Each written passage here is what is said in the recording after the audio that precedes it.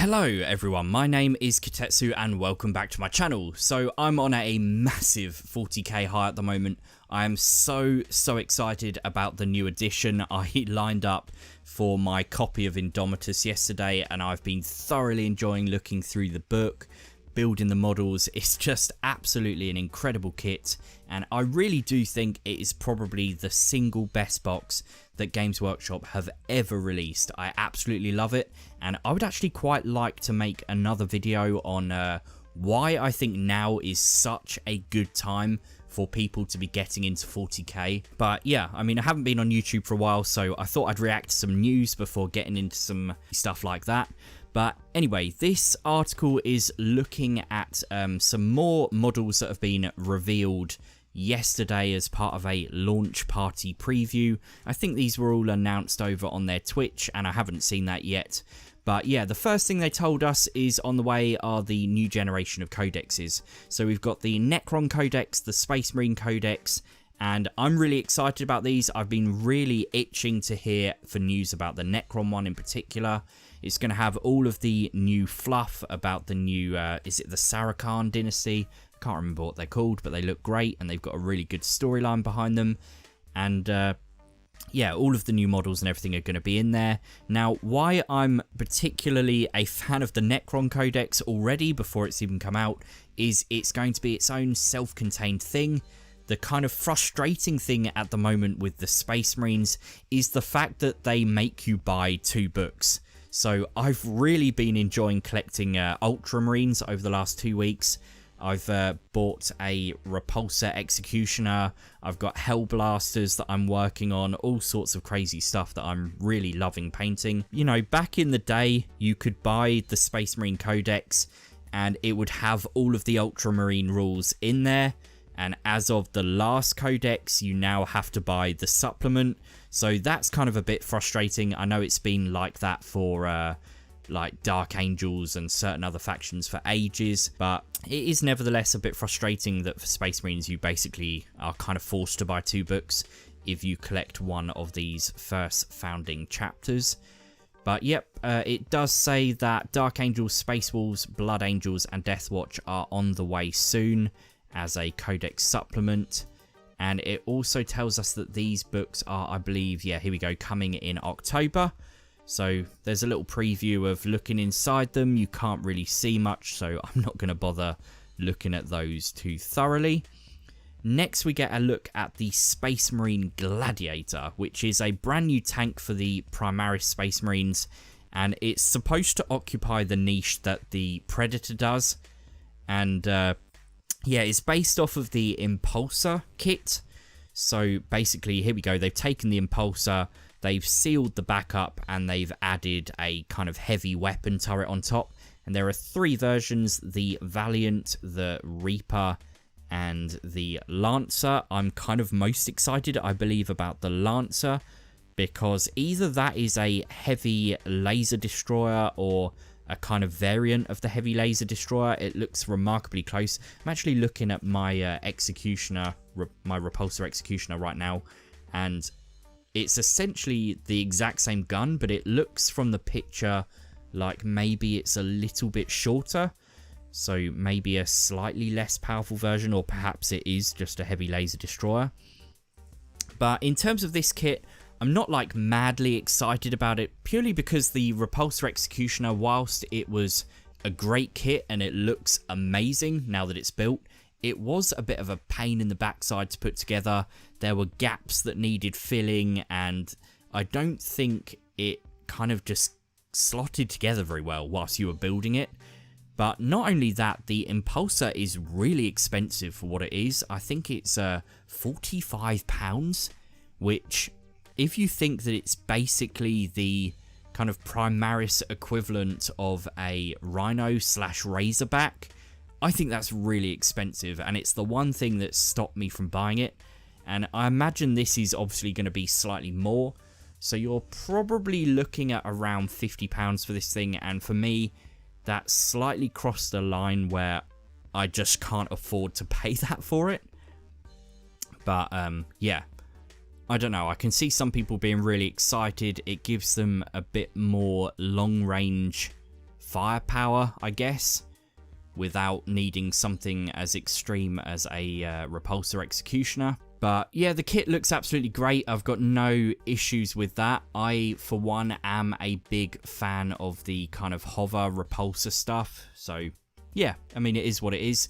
Next, we've got a look at the Monolith, which I'm way more excited about this. This thing looks absolutely stunning. Just look at that model. I actually was Googling pictures of the old version to kind of remind myself what it looked like.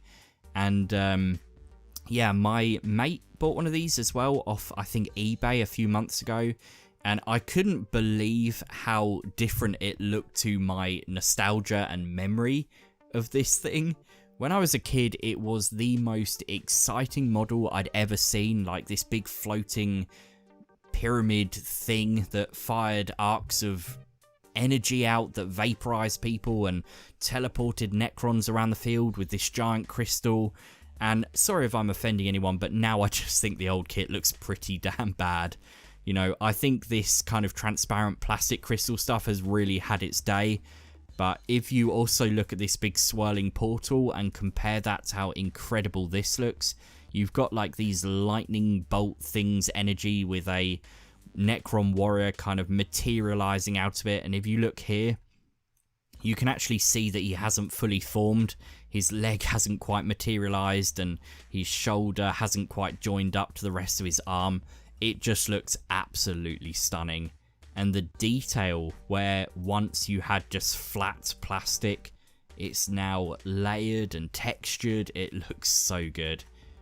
But yeah, I mean, even this crystal on top, it looks far, far, far better than that.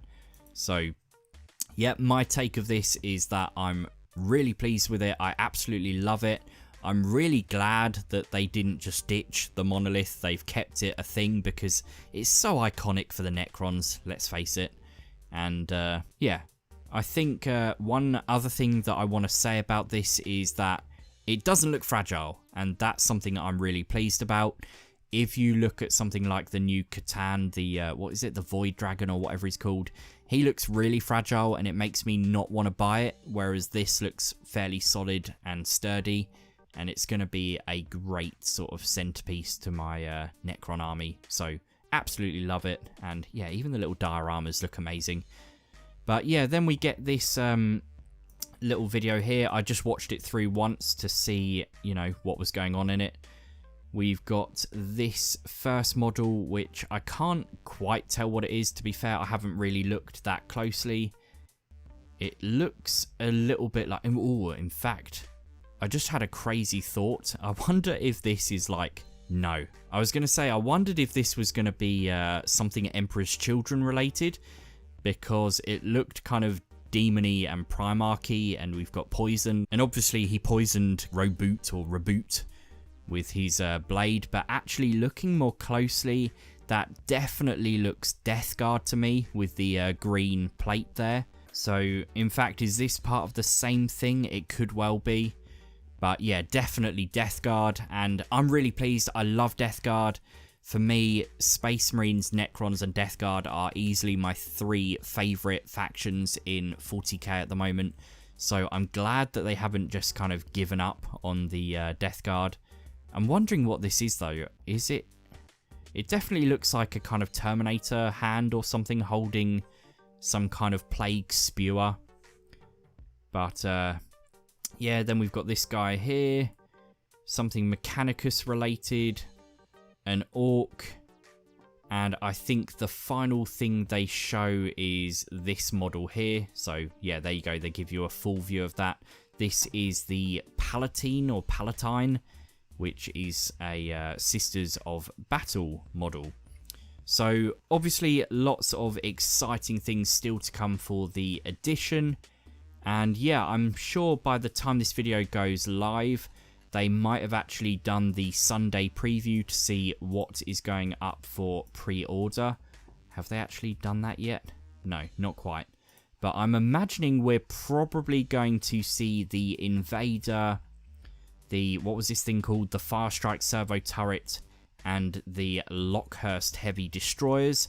obviously, oh, I wonder if we're going to get the Canoptic Doomstalker tonight as well. But this is the thing that I'm by far the most excited for in the immediate future to add to my necrons. This thing does look pretty cool as well. But yeah, I'm not really feeling either of these two kits. They just don't do it for me. I like the idea of them. I don't necessarily like the execution. But yeah, anyway, thanks for watching. Don't forget to subscribe. Let me know if you'd be interested in me doing a video on why I think it's such a good time to get into 40k. And I also have planned a video on 10 reasons why collecting Ultramarines is a good idea, or why they're such an amazing faction, even though some people don't agree. But yeah, don't forget to subscribe, don't forget to like the video, drop me a comment down below so I know how you guys are doing, and I will see you guys really soon in the next video.